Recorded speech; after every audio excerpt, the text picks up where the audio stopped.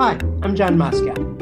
And I'm Amy Halpern-Lapp. Welcome to Ethical Schools. Our guests today are Sarah Diem and Anjalé Welton. Dr. Diem is a professor in the Department of Educational Leadership and Policy Analysis at the University of Missouri. And Dr. Welton is a professor in the Department of Educational Leadership and Policy Analysis at the University of Wisconsin, Madison. Today we'll be discussing the book they co-authored last year, Anti-Racist Educational Leadership and Policy, Addressing Racism in Public Education. Welcome, Sarah and AJ. Thank you for having us. Yes, thank you. You talk about educational policies as framed by neoliberalism. What do you mean? Yeah, so that's a great first question. So when we think of neoliberalism in education, we really think of market-driven policies that are really about self-interest, individualism, that this idea that if it's open to everyone, the market will work itself out and it'll be equitable to everyone. So an example of that that's really popular in education right now are school choice policies. So this idea that everyone has a choice under school choice policies in a neoliberal framework, when we know from copious amounts of research that that's actually not the case and not everyone is able to choose. And moreover, and what we're going to talk about today in terms of equity and particularly racial equity is a lot of these policies, when they aren't regulated, they don't result in racial equity in their schools. Yeah. And neoliberalism is also, private entering the public domain, right? So private entities trying to enter the public school domain. And the issue with that is when it is private entering the public domain, you can choose to exclude certain groups because it's private, it's privatization. And that's where racial inequities unfold. And another great example are charter schools, private charter schools, those that aren't associated with the school district. So charter management organizations that operate more like a business rather than serving the public good, which is what public education is about. You contrast and compare the statewide educational policy approaches in Texas, California, and Minnesota. What are the differences and how do they influence schools? Well, the differences between those three specific contexts that we use as an example in our book, and it comes from a previous study that we did actually when we were doctoral students, where we had the opportunity to look at how suburban school districts were addressing demographic changes, so how they were responding to the increasing diversity of their school districts. And we realized through that research that based on the larger policy context, I don't think educators often realize school leaders and teachers who are implementing policies on the front lines, I don't think that they often realize that they're influenced by those larger policy contexts. And so we realized that within each policy context, the ways in which states were taking up different policy issues and how states in themselves were addressing issues of equity, racial equity, also impacted how school districts on the ground were thinking about issues of equity. And we found that states that approached addressing racial inequality through a more race-neutral, color-evasive lens that didn't directly talk about race and address race head-on, then school leaders and teachers then themselves implemented school reforms in a race-neutral manner that ignored, that weren't culturally responsive, were often more deficit-oriented. And so, for example, Minnesota, they operated a statewide desegregation policy. And so part of that deseg policy is that the districts were supposed to implement professional development on cultural responsiveness for teachers. And so in that regard, we saw in that study, in that particular site, that they were more racially aware and more ready to take up issues of race. And Sarah, you can continue to talk about Texas. Yeah, in Minnesota too, I'll just add a little more to that. had the school desegregation policy, but fast forward now, just a few years ago, there was a lawsuit that was brought in the state where people were arguing that the schools were segregated. So, after they had the statewide enforced desegregation policy, what happened after that? And, the other examples of Texas and California, Texas it's the place where high stakes testing really started, right? So the creation of NCLB has its roots in Texas when Bush was the governor at the time. And AJ and I, being from Texas, we can tell you our experience taking tests and how that evolved over time into NCLB to now what is ESSA. And that state, really, those nested contexts and that high stakes accountability really had an impact on what was happening more at the local level in terms of school districts and English learners. And then in California, of course, Proposition 209 and Proposition 227 then had an impact on the ways in which school districts could be race conscious in their local level policies. We often hear the term color blindness, but you use the term color evasive. Could you talk about that a bit? Yes, we actually wanted to use this as an opportunity to demonstrate how we as scholars can be learners, right? We have used the term color blindness in our previous work, and we had been hearing from research in the disability studies community, scholarly community, that the term color blindness was actually deficit oriented towards people with disabilities because it assumes that they cannot recognize race and understand issues of racism. And so based on the work of Ruth Frankenberg, we decided to learn and change, right? That's activism, right? Where you're learning, and based on that learning, you yourself are trying to change how you do things. We decided to, with this book and moving forward with our work, model using the term color evasiveness. And it's like color blindness. It's ways in which practitioners, through policies, through structures, through programs, through practices, try to ignore and evade talking about race, addressing race, and oftentimes use other proxies to try to get around addressing race, like using poverty, social class. And I even think just the word evade is so much more powerful because that's what people are doing, right? They're evading talking about race and racism. And I think it really gets to the heart of what we're talking about, maybe much more than race neutral and then what AJ was saying about what can be problematic with the term color blindness. So not only is it a better term, a more inclusive term to use, but I also think it's a much more powerful way of really pointing out that you are not taking race and racism into account when you're talking about policies and practices.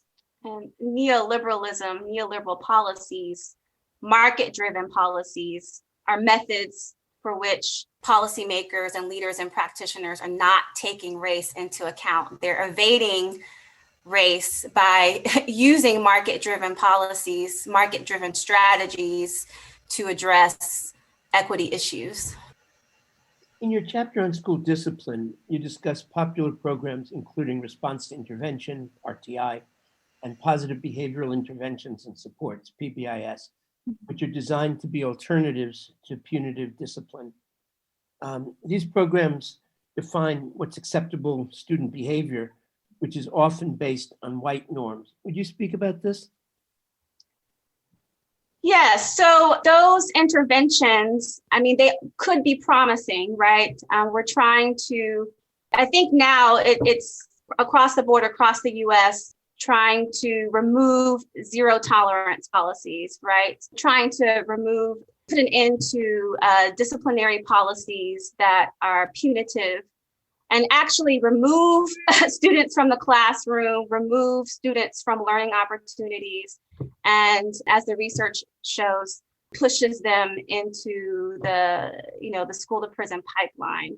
And so now there's a trend of statewide policy changes and shifts that are trying to push districts to adopt more restorative justice practices, where students get second chances. And we're focusing on mental health, bringing in social workers to address other underlying issues that may explain why students are, behaving in particular ways in schools, maybe because things that are happening in their communities, or maybe the ways in which teachers are viewing students and the deficit ways in which teachers are viewing Black and Brown students of color. So really trying to push these restorative practices.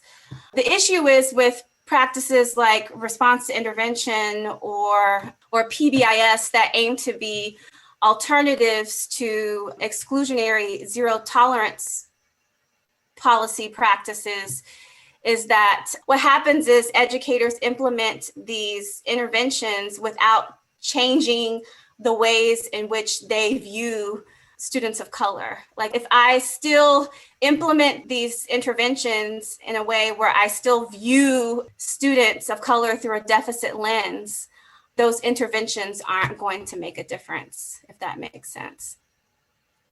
You've developed an anti-racist policy decision-making protocol to help school and district leaders to make fundamental changes. It begins with a comprehensive equity audit, which a number of districts now do, but it goes further. Your protocol centers examination of systemic racism and transformation to anti-racist policies and practices. What are the key steps in your protocol? Yeah, so that's our last chapter in our book, and what we're hoping that school leaders use to understand how policies that they are tasked with implementing are racist and racialized, and what they can do to push back at them. So we have 6 steps in the protocol, and the first step is assembling the appropriate team. So school leaders can't do this work alone, right? And they need to gather colleagues, community members, whoever they feel are best suited to be able to audit this policy that they're looking at in an appropriate manner, right? So we ask questions in our book about, do you have enough team members with the knowledge about the policy issue? Because we think that that's really important. And also, do you have diverse representation in this group of people that are able to give you different perspectives on the policy and the impact that the policy is having? And then figuring out, okay, of this team, which member is going to be responsible for what? So that's our first step. Our second step is setting expectations for the team. And, we really need the people that are involved to kind of have this foundation of what we're going to do in terms of going about analyzing this policy. So making sure we all understand what is the goal of the process. What's the reason for conducting the policy analysis? Do we have agreed upon rules and norms for our time together doing this work together? Thinking about how we're making sure that the meetings that we're having with our team is providing a space where we all feel like we're part of this conversation and valued. So that's our second step rather. And then our third step is understanding the sociopolitical and racial context for the district and community. And a lot of the work that AJ and I have done really points to context and the importance of context, because it matters in everything that we do, whether it's the social context, political context, geographic context, racial context. So it's really having this team that you've assembled, understanding the demographic makeup of your community. How has it changed over time? What impact has this had on the school and the school community? what's the political context of the community? Do you have support for this policy? Are there some people in the community that are pushing back against racial equity? And how can you bring in people that are going to help work with you and advocate for this policy that you're looking at? I don't know, AJ, if you wanted to talk about the other three. Yeah, so step 4 is conduct a critical policy review. And this podcast is all about ethics. And so that step is really the team questioning whether or not the policy is ethical. Will implementing this policy place harm towards certain student groups and families? Who benefits from this policy? Who doesn't? What does this policy aim to accomplish? What are the policy intentions? What does the policy look like on the ground in our day-to-day practice? Because as we talk about throughout the book, school leaders and teachers are tasked with these neoliberal policies are, for the most part, coming from the top down, right, on high. And so they need to not have, taken for granted assumptions about these policies, and they really need to question these policies and what they will look like when implemented in the classroom in the day-to-day. And who had a voice in creating the policy, who was at the table in terms of developing the policy, in terms of specific racial groups and identities. Were they involved in designing the policy or not? So those are some of the key questions that should be asked for step 4. Step 5 is conducting a critical leadership review. And this is literally asking revisiting who is at the table when going through this protocol process. We really encourage engaging in democracy-driven decision-making, which we pulled that term from some colleagues of ours, Sonia Horsford, Janelle Scott, and Gary Anderson. Their book, Democracy-Driven Decision-Making, is making sure that at this stage, is the decision-making committee-centric, right? Is there shared power in the decision-making process? And then step 6 is summarize, reassess, and take action. And so that's kind of where you're taking stock of what you've learned from engaging in this inquiry process. You are making a list of recommendations and deciding what are the best solutions moving forward. And then anti-racism is not a one and done, right? Doing anti-racist work is not a one and done. It's a continuous process, right? We're continuously learning. So you repeat this cycle all over again, right? You're constantly reassessing the problem. And constantly reassessing the policy. So just because you've done this with a policy, you're not done. You have to keep going back to it to see how it's actually playing out in your school district. And so that's why we have this reassess as the 6th step, because it's a continuous cycle. And as AJ was saying, anti-racist work, it doesn't end. It's not something that you can check off a box that you've completed it and moved on. It's a constant engagement of pushing back against racism. But to me, this sounds very Deweyan. It's this whole idea of John Dewey's as that we should go back and revisit our habits and our customs and make sure that they still align with our values, that we're still making the right choices. Exactly. And if history shows us, we must do this because these same things keep coming up over and over again. They take different shapes and forms, but we're still dealing with so many issues that happened decades ago. And I think where we get into problematic situations is that we're not engaging in that critical self-reflection, doing that reassessment and looking if things are working or not, and how are we going to change things as we move forward if we really want equitable educational opportunities for all of our students. That reflection is really important because as educators, as leaders, as we get immersed in the muck of the daily doing the work of schools, things become habitual, right? And we get comfortable. And so we need to constantly be reflective and reassess, reexamine, and make sure, again, back to what I mentioned with the behavioral interventions that can be seen as more equitable, but we could in practice be implementing them in a way that is harmful. So we need to be constantly reassessing ourselves and making sure that these strategies that we think are the solutions to be more equitable, that we actually are implementing them in an equitable manner. So, as you point out, many districts are segregated. What would implementation of the protocol look like in a low-income district, which is overwhelmingly Latino and Black?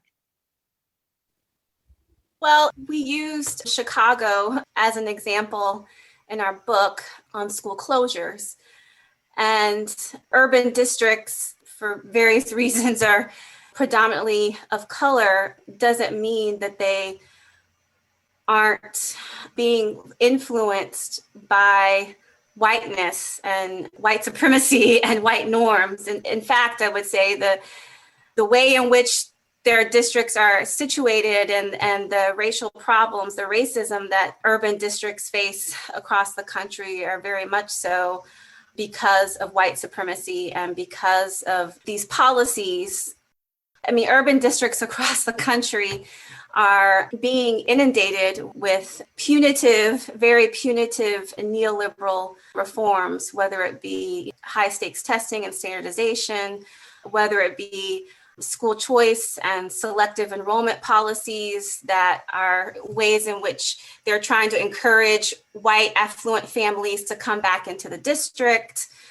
You know, all these reforms that are being heavy-handedly implemented in urban school districts specifically, which is in itself is a form of neoliberal racism, I think is one reason why in which this protocol definitely should be implemented, because the questions that we are asking, like, how are these policies that we are being pushed and forced to implement are placing harm on Black and Brown students that make up the majority of our student population, especially because, you know, the policies of urban districts, again, as I said, are being encouraged to take up are policies that are, again, heavily cater to whiteness for financial reasons, trying to, you know, bring white families back into the district, et cetera. So I think that exacerbate racial segregation in Chicago. School choice has exacerbated racial segregation in terms of what schools get resources and opportunities versus what schools don't. So I think the urban education landscape and what U.S. educational policy has done to the urban education landscape is very much so a reason why district leaders and principals should use our protocol to question the policies that urban districts are being tasked with taking up.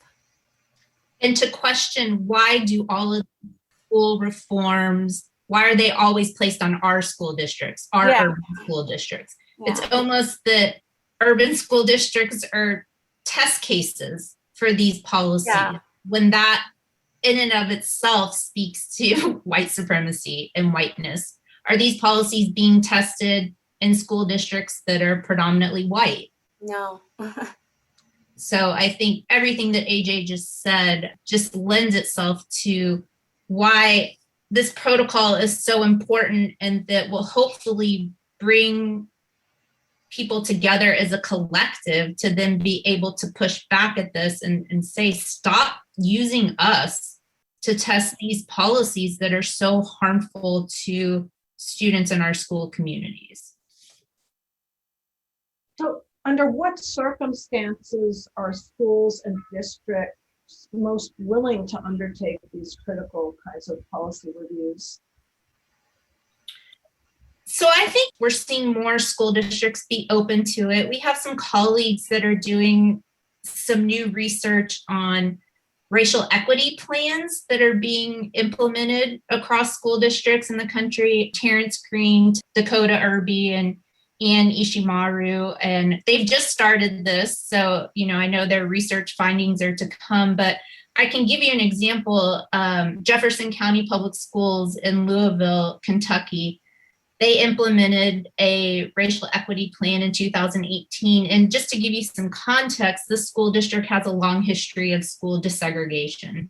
And it's often pointed to as one of the success stories when it comes to school desegregation. It was actually one of the school districts involved in the most recent U.S. Supreme Court decision on school desegregation, which was in 2007, so quite a long time ago at this point, where the court took a color evasive approach and said that school districts cannot use race as a single factor when assigning students to schools, which was what was very common in desegregation policies. If you're trying to achieve racial equity, using race as a factor is very important. So Jefferson County Public Schools, in 2018, the school board passed a racial equity plan, which part of the plan, they're looking at diversity in curriculum, culture and climate, programmatic access, staff and classroom diversity, and central office commitment to racial educational equity.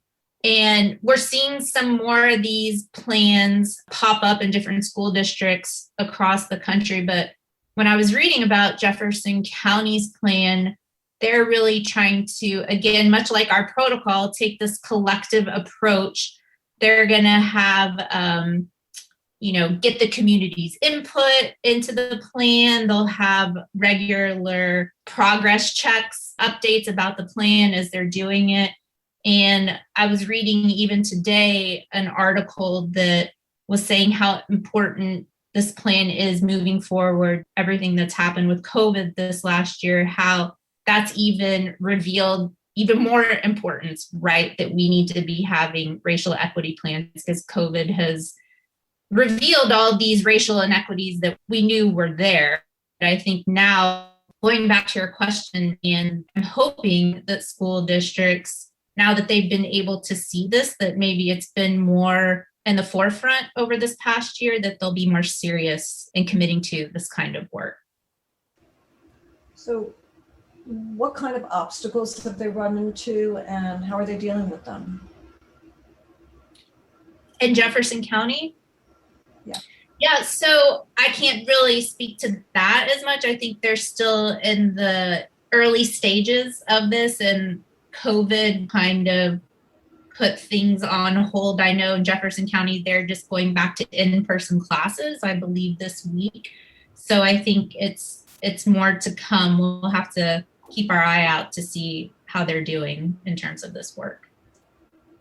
In response to your question, though, just in general, I think one common obstacle that we see, and we talk a little bit about it in our book and in our protocol and how school leaders can prepare for it, is white resistance and stakeholder pushback, or just in general pushback from privileged groups who perhaps see the more racially equitable policy change as perhaps taking away from their opportunities or resources. And so through that protocol, suggesting that school leaders anticipate that pushback and think about what kinds of risks they're willing to take, what types of coalitions can they build to help support them in challenging that pushback. And this is why it's really important to see who your allies are, to use that community-centric approach and draw upon your community-based allies who can speak on your behalf at a board meeting and can challenge some of those naysayers and say, hey, this is why we think this policy change is important.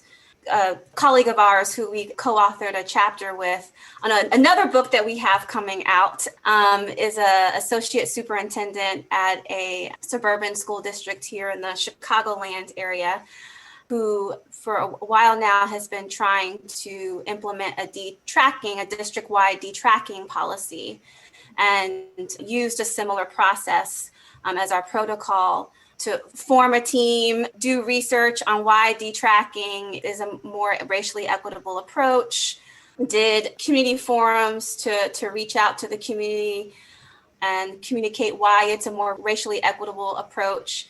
And then also, again, reaching out to allies in the community that can speak on their behalf in certain spaces to help challenge that resistant voice, to help gain community support and allyship and moving the controversial policy change forward. It's interesting that as I was reading the book, that it really struck me that what you're really doing is you're essentially taking the kind of movement that we've seen, for example, with the movement for Black Lives around policing, and you're talking about people being willing to take risks, even personal risks in terms of jobs and so forth, to really, on a day-to-day level, struggle with structural racism in schools and school systems. And that what your protocol is doing is giving a set of tools that if somebody is, or a group of people are willing to do this, these are the things that you can do that will help ensure success, will help protect yourself, those kinds of things. Yes, there is a planned way of going about it. Like taking an anti-racist stance is risky, right? Because you are challenging groups of people are used to having these privileges, and you are challenging those long-standing privileges. And so you are going to get pushback. And when you're taking risks to go up against that status quo, you need support, right? And you need to map out and plan that support. And formulating that team and engaging in that protocol as a school leader is not doing this work alone. Long gone are, the ideas of this lone principal who's like tackling all the issues of racial inequality on their own. You're working as a collective, you're working collaboratively. The idea of distributed leadership, right? That is truly a democratic approach of leadership, and you're getting support in doing this work because it is risky and you will need buffer, right? Because we don't want our anti-racist principals who are committed to doing this work, we need them, we don't want them to lose their jobs over this. And so using this protocol to plan, to map out, be strategic, that's what organizational change is all about. No matter what issue you're facing, you're trying to do whole systems change. You're building capacity and thinking about who are the people that can work with me, who have the skills to make that change happen. And that is exactly what we see anti-racism really as, this whole systems change approach. And so, yes, I think that our protocol really is a way to help leaders, it's a tool to help leaders think about this systems-wide, district-wide, whatever that system is, change approach, but not do it alone and be strategic about it. Building off that, as a school leader, who are the assets? What are the assets that are already there in the community that you can rely on and partner with and collaborate with? Because people, particularly people of color, communities of color, have been doing activist work for a very long time. So as a school leader, how are you connecting with other educational leaders in your community? They may not be a principal, but AJ and I really are trying to push back at this definition of what it means to be a leader in a school community. It doesn't just mean the principal, right? It's the teachers, it's the students, it's the staff. All of us have leadership traits. So how are we using those assets that we have in the community, that we bring them together, that we can then work towards anti-racism in our schools? Thank you so much, Dr. Sarah Diem of University of Missouri and Dr. Anjalé Welton of the University of Wisconsin-Madison. Thank you. Thank you. And thank you, listeners. If you enjoyed this podcast, please share it with a friend or colleague. Subscribe wherever you get your podcasts and give us a rating or a review, because this helps other people to find the show. Check out our website, ethicalschools.org, for more episodes and articles, and to subscribe to our monthly emails. We post annotated transcripts of our interviews to make them easy to use in workshops or classes. And we work with consultants to offer customized social emotional learning programs with a focus on ethics for schools and youth programs in the New York City and San Francisco Bay areas. Contact us at hosts@ethicalschools.org. We're on Facebook, Instagram, and Twitter at Ethical Schools.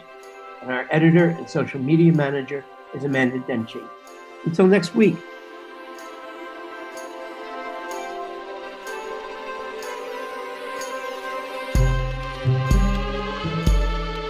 Thank you.